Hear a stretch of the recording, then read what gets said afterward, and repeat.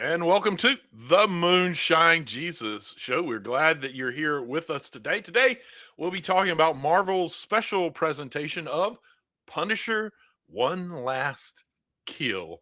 I am joined today, as always, by my good friend Caleb. How are you doing, Caleb? I'm doing great. I'm excited to talk about Punisher One Last Kill. How are you doing today, Mark?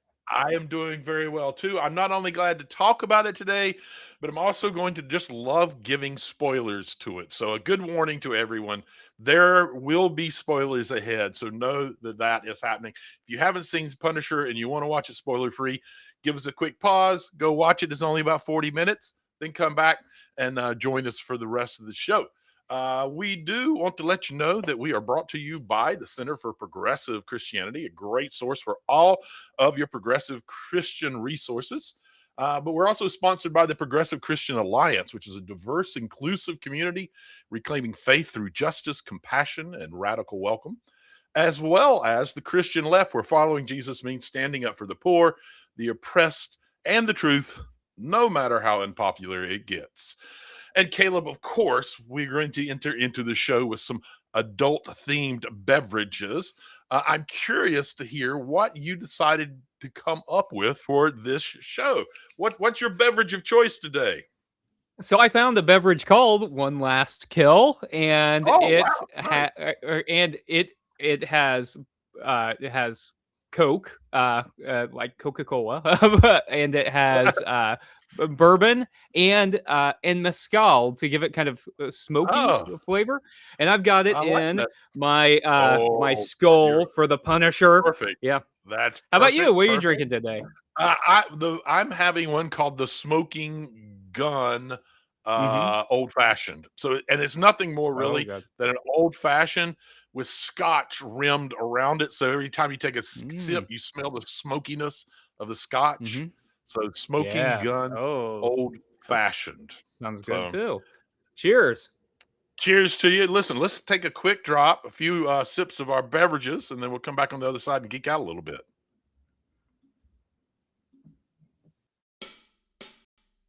Moonshine Jesus, Moonshine Jesus, Moonshine Jesus, Moonshine Jesus, won't you shine a light?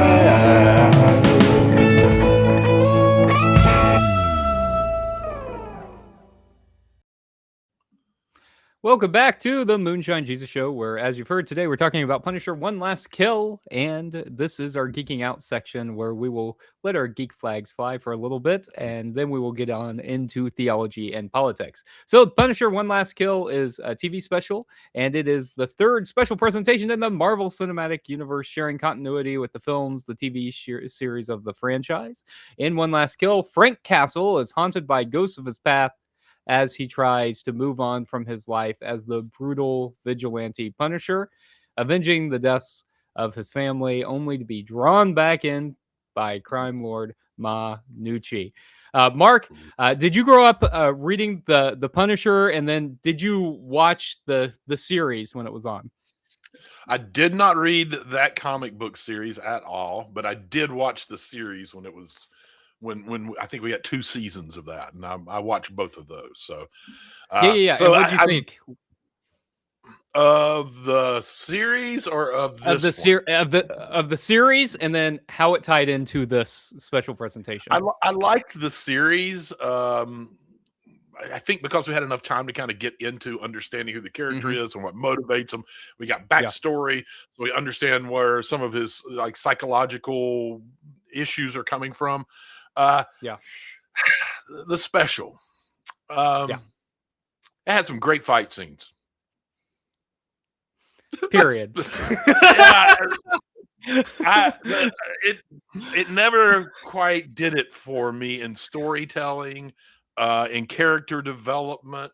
There were sections where I felt like they were leaving things out that we needed to know. Uh, Hmm. yeah, that's I. It was okay. Well, okay, yeah, because I think we had some of the best fight choreography outside of Daredevil that we've ever seen in Marvel. yeah. Well, okay, but so it yeah, was this was so my. violent. It was very violent, and this was my exact question because I was sitting there for the first half of the show, and we Mm-hmm. get to kind of see him like wandering kind of without purpose, Mm-hmm. trying to figure out who he is or whatever. And there's not really much storytelling going on. There's not really Oh, much character development going on. It's just him right. kind of brooding around. And then all of a Yeah. sudden, we spend the next 20 minutes or more like in a constant like John Wick style It was fight that and fully so John Wick. No. yeah, I mean it is a hard pivot too. I mean it's Mm, like very slow we- paced and then all of a sudden boom and for the next absolutely. little bit it's And it it's a really, lot. like you So said, that's it was on a dime, man. One moment yeah, we're kind of just barely keeping my interest because it's such sleepy storytelling and yeah. non-engaging, and then boom, it all starts happening. And like you said, it never stops, man. It just keeps It coming and never coming stops. and coming and coming. Well, I will say too, I was watching this, I don't know, maybe it was Friday night and it was like later in the night and I found myself kind of like dozing as I was watching the first part. But then I was like whenever that started like I was awake and super in Just but from the the pacing sounds alone, you would have from been the sounds asleep. alone I was not sleeping. Yeah, I mean so the pacing I think left quite a bit to be desired. Let me ask you Mark, what was the point of the special? I mean, what exactly did it add here? So far, we don't know. If you ask me, Yeah. I am hopeful that this was necessary for the setup to Spider-Man. We know Yeah. Punisher's going to be in it. We know Punisher's going to Right. play an important role. I heard one YouTube person who reviews stuff like this Yeah. um, said maybe what we've got is a mutant that's controlling folks, and we see that that's going to be the case. And there's lots of folks guessing who it might be. We see that's going to be the case of Spider-Man. Maybe these visions that Frank's having is Hmm. tied back to that person who's going to be in the movie, because these were much more intense Yeah. than in seasons 1 and 2. And Right. he had in 1 and 2 he seemed to be aware of his psychosis, and he seemed to Yeah. kind of acknowledge them. In this one, he was having a hard time separating reality and what was a psychotic episode or something.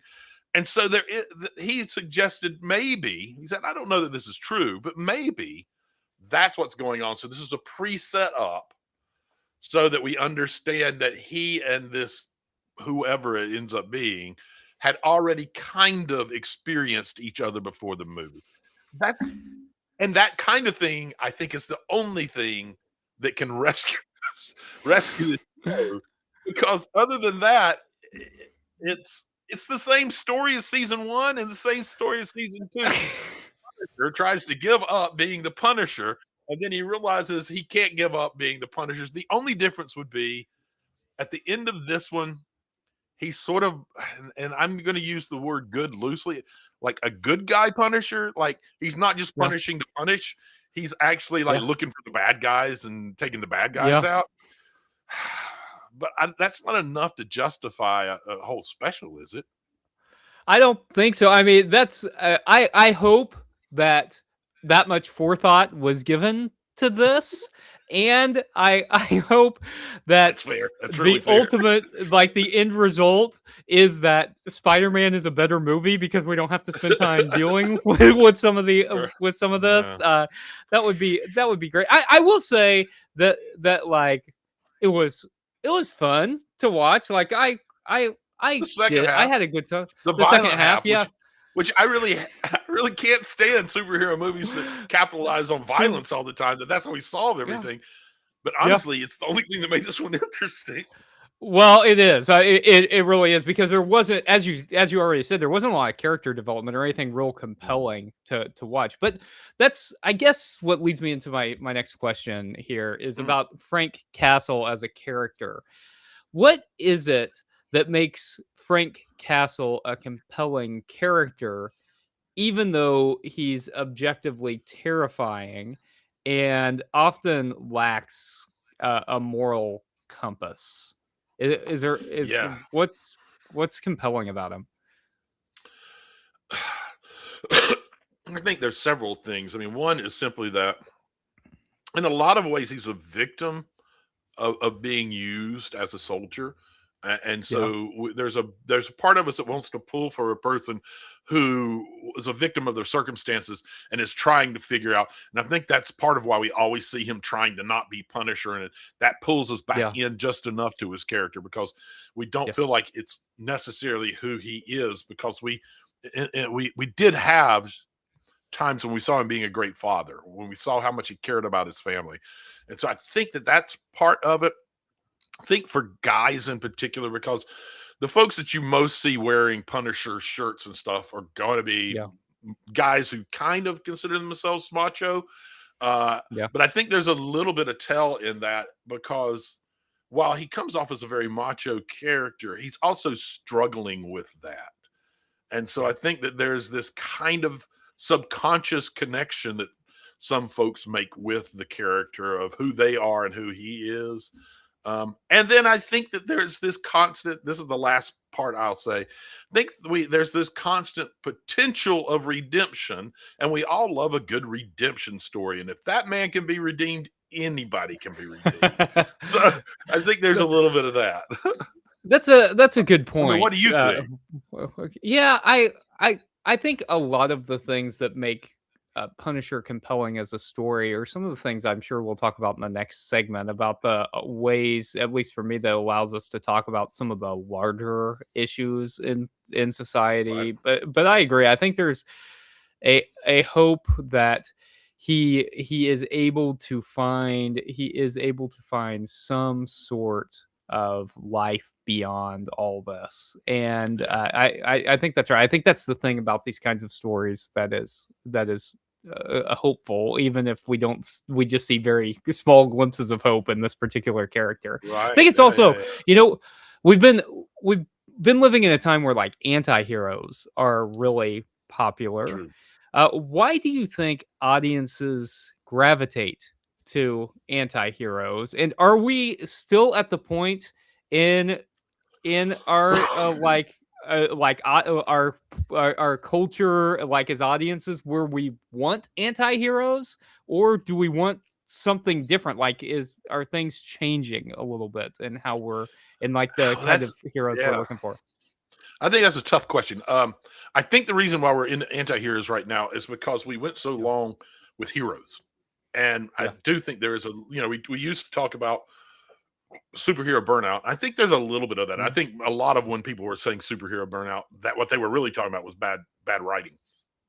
mhm, In this case, though, I do think that there is a little bit of superhero burnout in terms of the good guy, because that's not very realistic in our world. We don't have a yeah, lot of folks that we can put up and say, well, you see, there's a person who's fully 100% genuinely good out there doing, right, we don't see that a lot. And so I think we've kind of moved into a stage where we got tired of that. It was great for a while because it was new, it was different. We don't see it in reality. And I think we've hit a point where we want to see something that feels a little more real, something a little more relatable. We can't relate to the big superheroes, but the anti-heroes, yeah, we can sort of almost imagine that maybe that could be me, or I could be something like that, or I know people like that.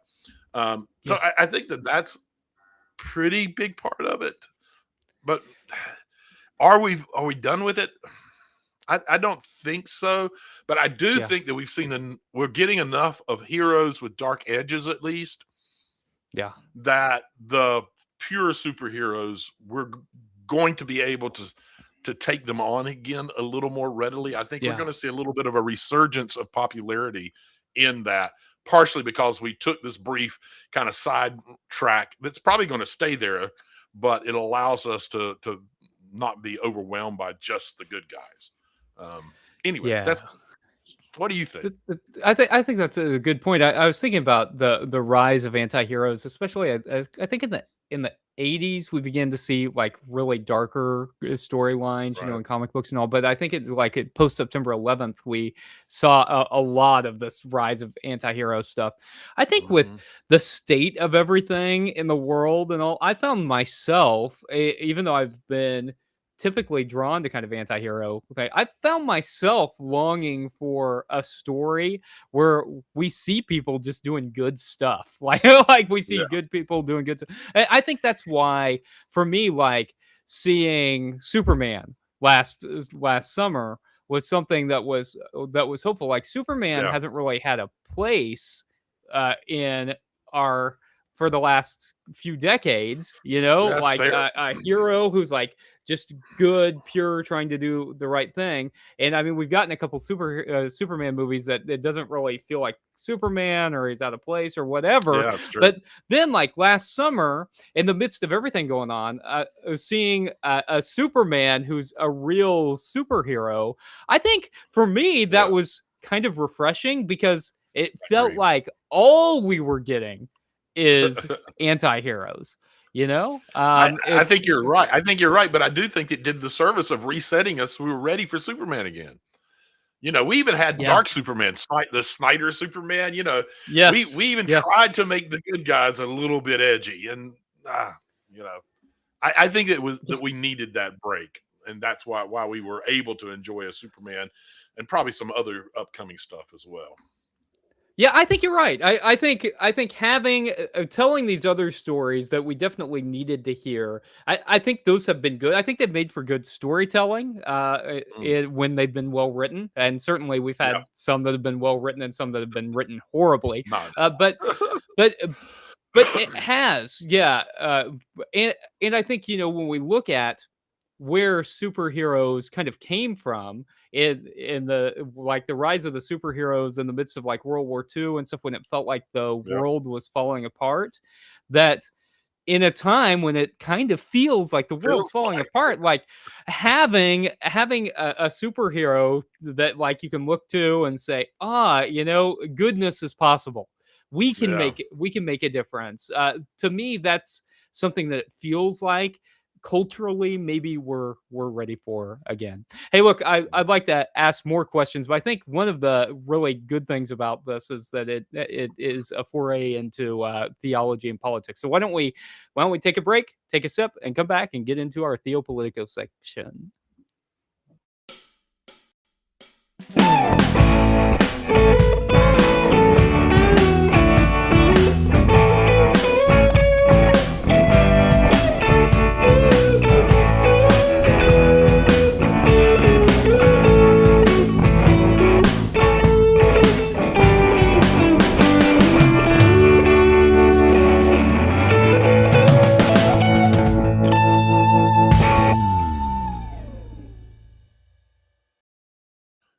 Thanks for joining us for our Theopolitico segment. So, Caleb, you've known me long enough that I imagine that you can anticipate where we're probably going to be going with a lot of these questions. And I'm going to start here.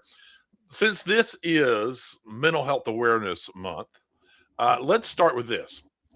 Does One Last Kill actually portray Frank Castle as mentally unwell, or does it still sort of romanticize trauma and violence with it? Yeah, so I mean, I think this is kind of one of the issues here with Punisher.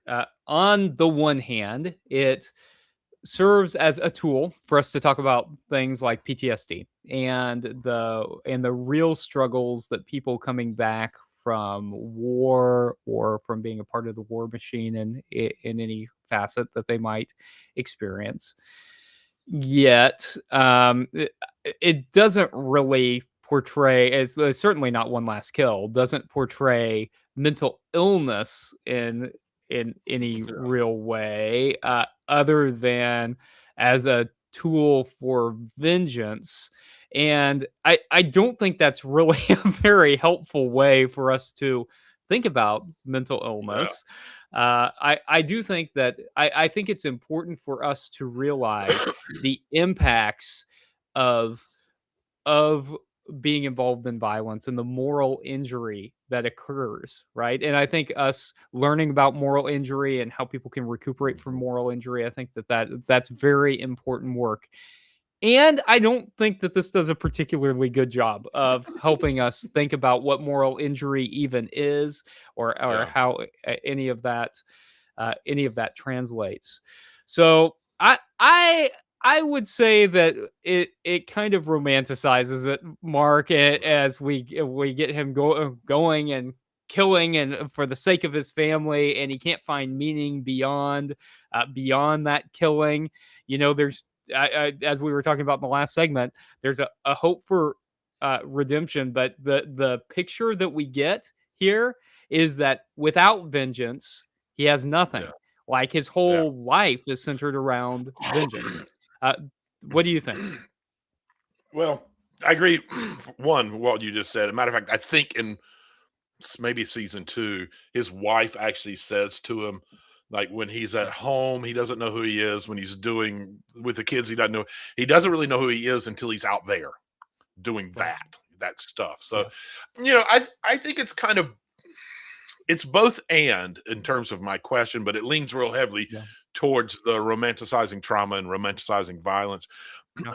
It does show that we get moments of him unwell, showing how it negatively impact when he's not out there being violent. It shows how much it makes his life really a living hell. That it just Yeah. destroys him. Even in the beginning of this one, we see him taking pills and drinking like straight from the probably bourbon jug or whatever. That it's really like impacting him negatively in life. But then it quickly pivots over to this whole. Really, I think when I said when I said romanticizing trauma, that's really what the Punisher is about. It's like, Yeah. we can take trauma and it makes something positive out. And yes, you can, just not that way by Right. romanticizing violence through it. Let's keep going down this path. One of the hardest things about mental health conversations in general, especially I would say, especially for men's, is vulnerability. Mhm. Yeah, and Frank is a great example. He'd much rather just fight an entire army of bad guys than go sit down for therapy, right? How much of this story is really about, I don't know, toxic masculinity and maybe along with it emotional isolation? How much is that really what's going on, and what should we be taking from that?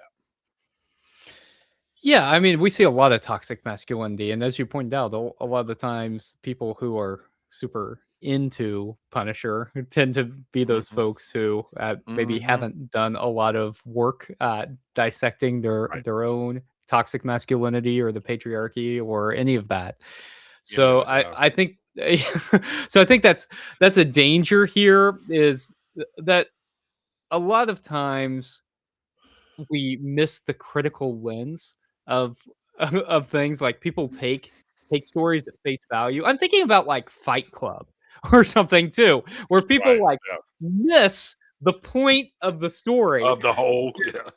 Yeah, and make it But, about like you bring yeah, Fight Club up. yeah. Doesn't Fight Club, though, actually do a better job at having a point of the story? I mean, Well, I always feel like yeah, it does a much better job. I mean, that's why it's a classic, right? It right, does a much better exactly, job yeah, of actually talking yeah, about some of these yeah. issues. But Dealing with the but issues and stuff. right, right. And so I mean maybe that's Yeah, one of the dangers here, Mark, that really I guess I hadn't thought about too much until and as we're talking about it. That if you're going to take something like this on, that's when like writing and forethought becomes real important to say like yeah. what are we actually trying to accomplish here, and is the story that we're telling serving to accomplish that goal or not.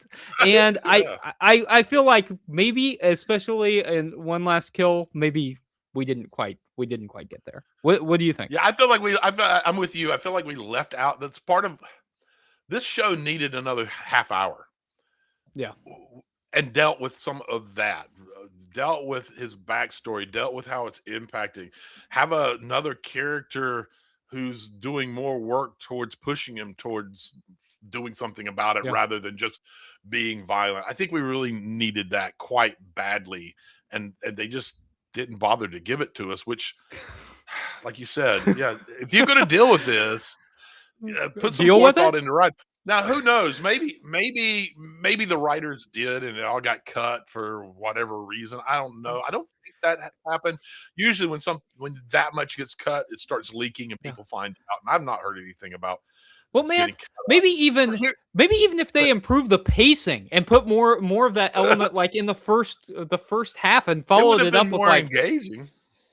or like cut, I don't know, 5 minutes from the first half, made better pacing, and then added that 5 minutes to the back Right? half or something that could have helped. Yeah. Well, I mean, part of that question that I asked was about Yeah, emotional isolation that he does, and theologically, yeah, we have the example of Jesus, who always seems to be asking people to who are wounded to reconnect with yeah, community, essentially. And Frank keeps isolating himself. That's what he does over and over yeah, again, more and more. I wonder, do you think that maybe part of what the writer let's assume that the writers had okay, some yes, thoughtfulness about what they were of doing? course, yes, yes. Um, could they be trying to show us that that kind of isolation is as much of what's destroying him as the PTSD? Well, Or that's am a I good giving him point, too Mark. much Yeah. credit?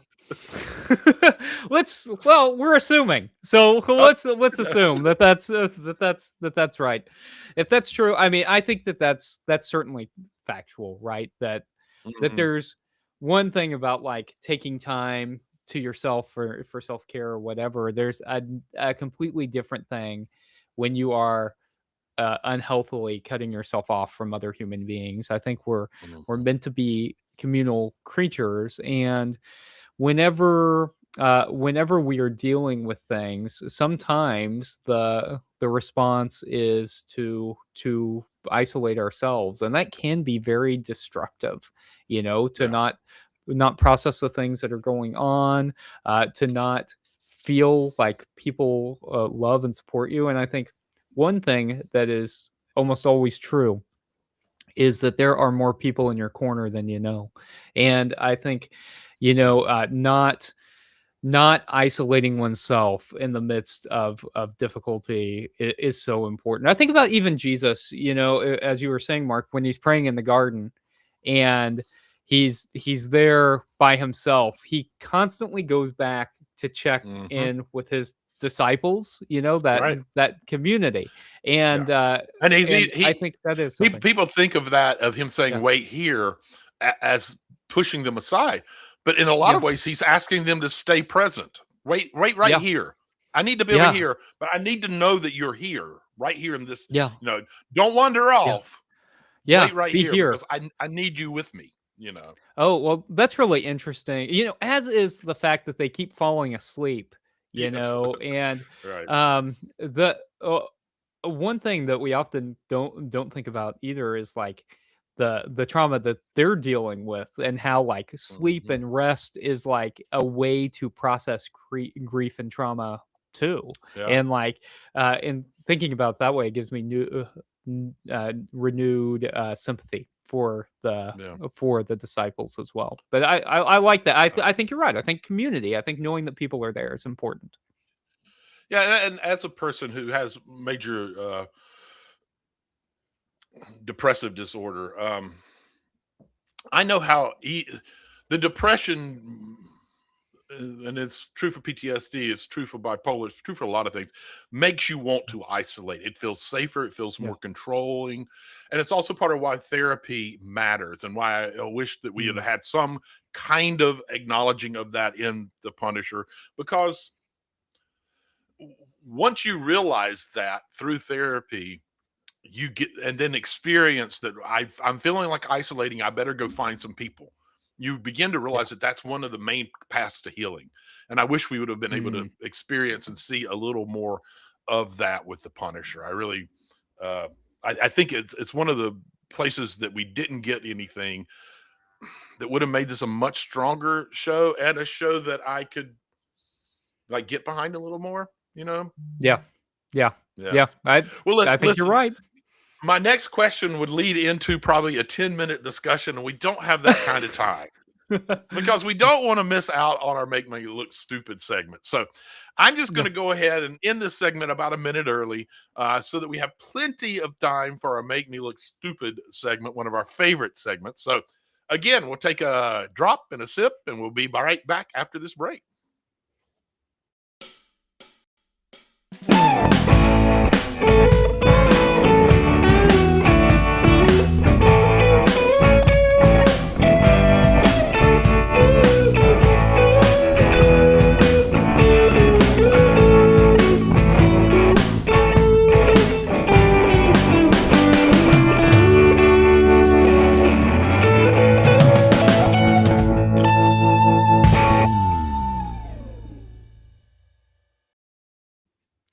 Welcome back to the Moonshine Jesus Show. We're entering our final segment, so thanks for hanging around for our Make Me Look Stupid segment.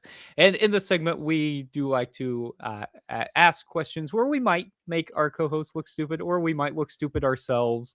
Who knows? So I was going to ask you, Mark, a question about the future, but you already kind of told me where you're thinking that this, Yeah. that this, Well, it could this go, goes. yeah, So- possibly. yeah. So I think I'll give you credit that that you took one of my questions today. Finally, And I so- still a question. It took me how many years? And I'm not stealing any of your questions, so Yeah, thank you go for far, doing Joe. that, Mark. I'm Yeah. glad you're carrying on the tradition. So I want to Yeah, ask absolutely. you I'll do my best. just kind of a more theological question here about Mm. the Punisher. So if Punisher represents vengeance, and vengeance where it feels like there's not a lot of hope, really, or at least I don't feel like we saw a lot of hope in the vengeance in One Last Kill. What would a hopeful alternative for the Punisher look like? I mean, like what would it look like One if word. yeah, Therapy. therapy. That's what a hopeful future for Punisher looks like. It looks Yeah. like therapy. Because, I mean, we've seen enough of the character that we know he cycles. He's just cycles. He cycles. He cycles. And there is no hope in that. There. I mean, if there is any hope, and there's a possibility, I'm going to slightly steal one of my own questions. Okay. If there's a possibility that there's hope, it's at the very end of this one where he makes the tiniest shift where I mentioned earlier, he's no longer going after just anybody that pisses him off. He's literally going after the bad guys. So I guess you could call that hopeful. I mean, in a lot of ways, I was about to give an answer that could really ruin the question I want to ask you. So I'm not. Oh, you should do that. I'm not going to do that. I'm going to leave my answer right there. It looks like therapy. If there was any hope, maybe for the first time we saw it at the very end of this Punisher, because he made the tiniest pivot, at least seems to have. Who knows what it's going to look like in the future, but he seems to have pivoted towards, I'm going to protect people and take care of the bad guys. What do you think, though? I mean, what does it look like? I like the real world answer of therapy. I think that's great, and I think that would be good for him. I was thinking that as we see this character move into the MCU films, I would like to see that community that we were talking about in the last segment. Like, I would like to see him build, like, with people who are kind of more true heroes. That if he builds community like that and finds kind of a moral compass in the midst of that, in the midst of community, if he finds support in the midst of community, and we get to see some growth in that character, I would love to see that. So I think what I'm hearing, Mark, is that people need therapy and community. And so, man, it's amazing how much that helps with just about everything. Well, just about everything. You got community, you got therapy. you know what? Yep. If that's a lesson we can take away from this episode of the Moonshine Jesus Show, even if we didn't get it in Punisher One Right. Last Kill, then good. Then- Yes, therapy. Then we're in a good and place community. there. Yeah, that's right. So I want to see Complete. in the MCU, I want to see him build the community, man. I want to see him. I like want to see him grow as a character. Yeah. Well, I You like got a that. question for me? I like that. Yeah, my question is simple: is Punisher a superhero? I mean, he's they call him a Marvel superhero. He's in all of the superhero shows. Yeah. Is he a superhero? Well, I mean, I guess in the same way Batman's a superhero, or so, you know, that he, well, I mean, in the fact that like, you know, not traditionally, and I mean, I guess you also like the way that he does indiscriminate killing is not very, not real heroic, you know. I guess it's a question is he a hero at all? You know, and I don't know, man. Like in the way that we've seen him, I don't think so. In the way we've seen him, he's more of he's a character that is interesting to watch, but it's more like he thinks he's already like he's already lost his soul and his spirit, and I Yeah. think he has potential to be a hero if he if there's growth in the character. But I don't know. I've always kind of struggled with this character in general Yeah. because of that exact reason. Like the things that he does aren't super heroic, and especially like Right. from killing, right? I mean, that's not something that Yeah. a hero does. So I don't Yeah. know. What do you think? How have you made sense of that? I think that he is a critique on superheroes. Hmm. I think he is the extreme of what superheroes actually really are. The ones, Yeah. particularly the ones who don't mind killing for justice, because in his Yeah. mind, he's exacting justice.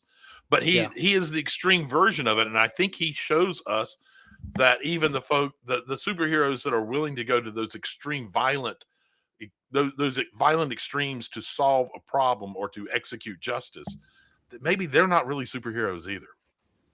Hmm.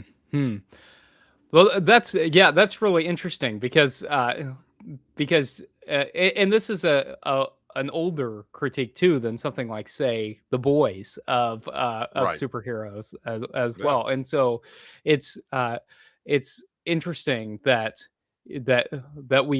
we do.